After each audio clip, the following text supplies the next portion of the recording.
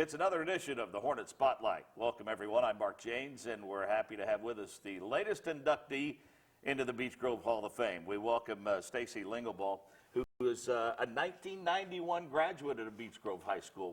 Well, welcome back to the Hive. Thank you so much. Talk a little bit about your stay here at Beech Grove, your years as a student. I know you visited with Mr. Bradford before we went on, who directs a fabulous choral department. And I talked to you about the extracurricular activities, and you were involved in madrigals and show choir and whatnot when you were here at Beech Grove. I was. That was actually one of my first experiences with the high school. We had been living up in northern Indiana, and my mom wanted to move back to the Indianapolis area, so she said we would shop for some high schools, and it happened to be on a night that Spring Spectacular was going on. So Mike McMorrow was the assistant principal at the time, and we were in the office meeting with him, and he said, if you're interested in music, you should come back tonight and see the show. And so we did, and that was kind of my first introduction into the community and into the high school. So started here as a freshman, and was here for 4 years, was involved mainly in academic endeavors and of course music, and I really enjoyed my time, but it just kind of solidified my love of education and wanting to be in a school community. Well, and I think you talk about school community, and the interesting thing that I found about my stint here at Beech Grove is that while it's within the 465 loop, and it is in Marion County and buffers up against the city of Indianapolis, it does have that small town feel to it. There's a strong sense of community that still exists here. Absolutely, and that was one of the appeals, that I knew even very young coming in, that I wanted to be something, a part of something that was small, but yet something that had some opportunities that were available to me. So it was a great fit, and I'm very glad that this is where I landed as a Hornet. Well, with your academic endeavors, you talked about the academic teams that you're on, National Honor Society member and all of that. I guess it only would make sense that would lead you to the collegiate level. Went to Ball State University. Did you know at some point in high school that academics or teaching or education was what you wanted to do? Yes, I actually probably from the time I was about 8 years old, Oh, wow. I decided that's what I was going to do, and that I was going to Ball State. And I have really no idea why, except maybe God had a plan, because that's where I met my husband. When I was in high school, I had teachers that tried to convince me to do other things. George Porter convinced us all, tried to get us all to be patent attorneys, and Mr. Melbert said we all had to keep math, and that was actually one of the conversations I had with him. That was, you have to keep math somehow. Don't really go and be an elementary ed teacher. Right. You need to stay in mathematics, and so I took those words somewhat to heart and was a math minor, and then got my endorsements and ended up actually teaching math for 15 years. Oh, so, math for 15 years. Yeah. Now, your first job out of Ball State University, you went to Norwell Middle School? I did, yeah. It's in a really small little town called Ossian, Indiana, just south of Fort Wayne. And we were a very small rural community, really. Our building was with a high school. So a smaller environment, but an outstanding school. And when it came time for us to move, we actually moved because we had our first child, and we were away from family and wanted to just be closer back to the Indy area. So when it was time to leave, I remember just crying because I had to leave that school, but decided to move and be closer to family, and I was going to be a stay-at-home mom. That didn't work out, maybe about 3 or 4 months, and I'm not cut out for that. Had to get back to work. So 1999 takes you to Brownsburg. It does. Like I said, I was going to stay home, so I didn't look for a job in the summertime, but just it wasn't for me, and so I began looking. But it was later in the summer, maybe even after school had started, August, September, and I had put out some resumes or some contacts, and I remember that at the time Rick Doss was the principal at Brownsburg Junior High. We only had one out in Brownsburg at the time, and he said, "Oh, we're up and running, but I'll keep your resume, and it would be nice to meet you sometime." And called me in October. They had someone who had resigned, and I started late October of 1999, and have been there ever since. Sounds like Brownsburg is where you were meant to be, in addition to Norwell, huh? Yes. So when did you decide, or did you make up your mind very early on? You're an assistant principal. When did you make up your mind? Some teachers stay in it for years, never want to dabble in administration. What led you to make that decision? Well, I was kind of that way as well, but I had building leaders who pushed me to do that. When we lived in Fort Wayne, I actually started my master's and was just going to get it in secondary education. Then had children, took some time off. My husband got his MBA, and I just waited for a while to go back and complete my graduate degree. Had to start all over because it had been 10 years. So when I was looking, my principal at the time was Rick Doss, and he had been pushing me for a while to get my administrative degree. Marcia Webster took over as the building principal when he left, did the same thing. You know, they both really encouraged me and pushed me to pursue that. So I did. I went to Butler University through their EPPSP program, had a wonderful experience there, and as soon as I graduated, stepped into an administrative role with Brownsburg.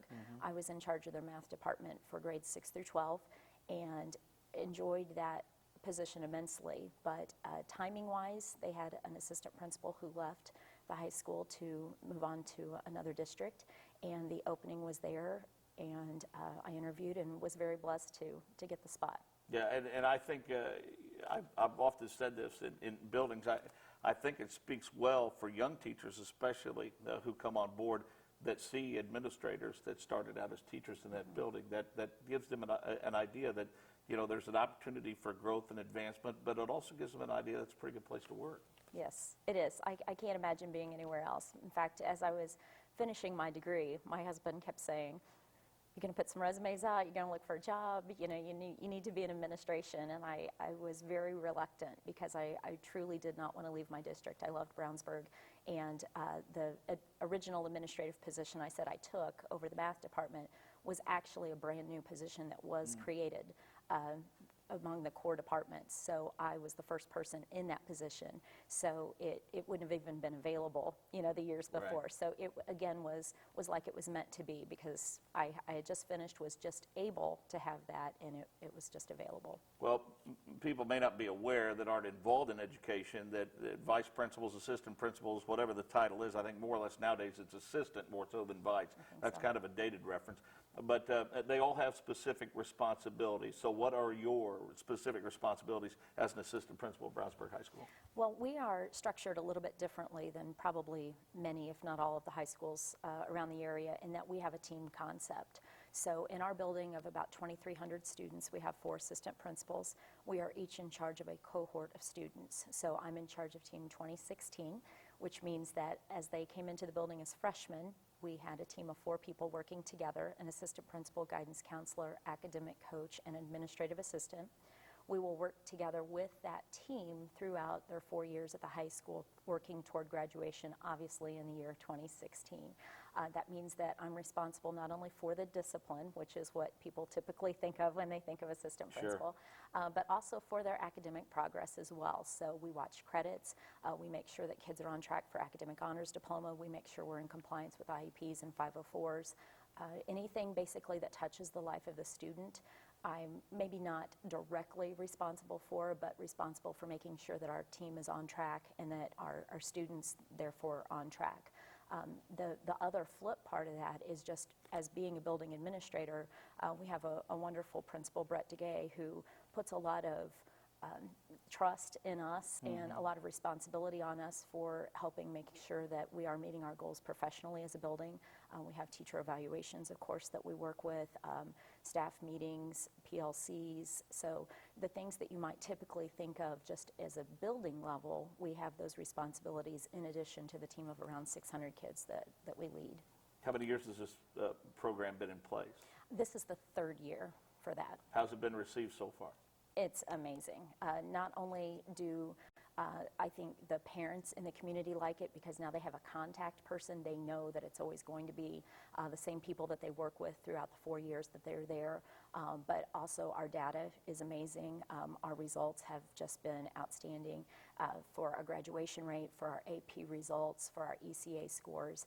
And the students are responding as well. We have those relationships with kids so that they know that we know who they are and that we care about them. I think the biggest benefit is something you briefly touched upon. It seems like nowadays that we're from time to time testing kids to simply see how they test. But as important as those tests are, the scenario that has unfolded at Brownsburg and the way that you're now, quote unquote, doing business allows you to, I think, really focus in and target on kids that are having struggles and get them the help that they need. Is that what you've experienced so far? Absolutely. One of the team members that I mentioned was an academic coach, also called sometimes a graduation coach. And that position is there to help us monitor those students who are struggling, who maybe are looking at not making the credits they need or just not making the grades they need.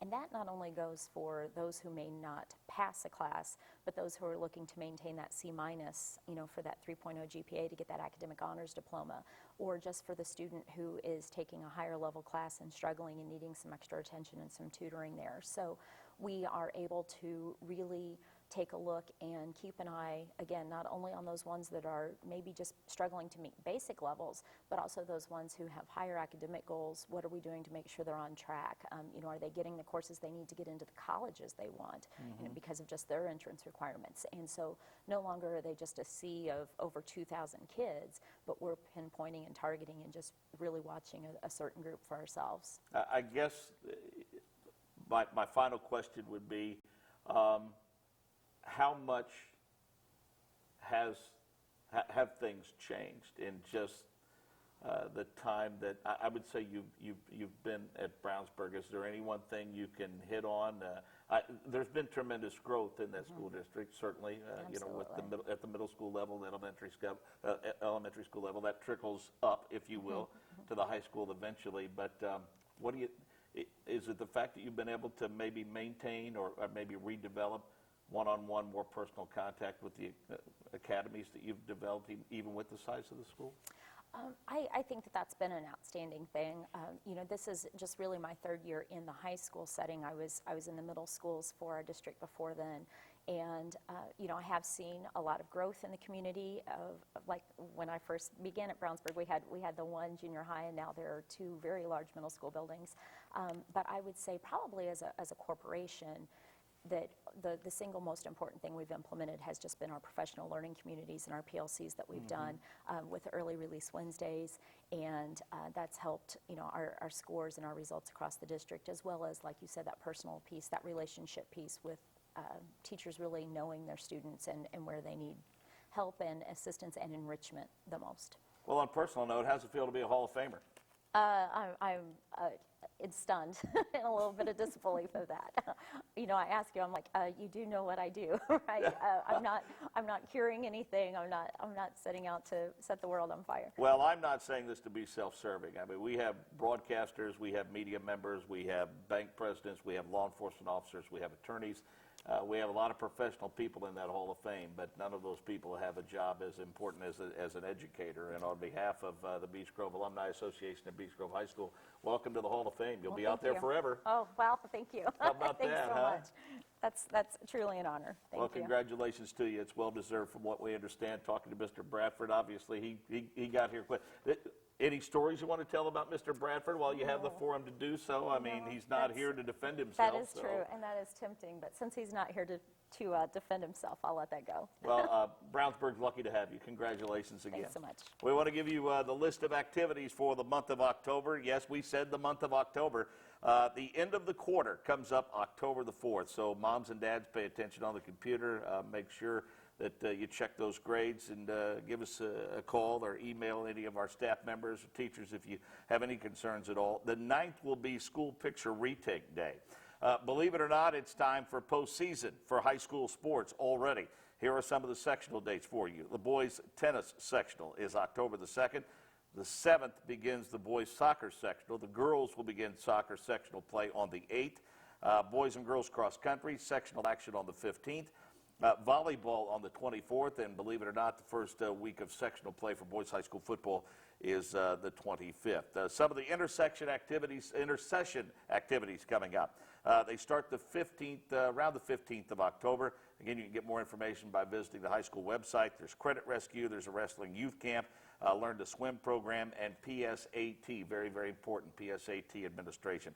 College visits are scheduled during intersession. You can go to Ball State University, and you can go to Franklin College and IUPUI Columbus. So just stop by, ask any questions of our guidance department about those things. All that information always available on the website. Our thanks to Malcolm Lowry and Wiley Kraft for all their production assistance, and our thanks to Randy Clevenger for arranging our interview today. It's the Hornet Spotlight. I'm Mark James. Thanks for joining us.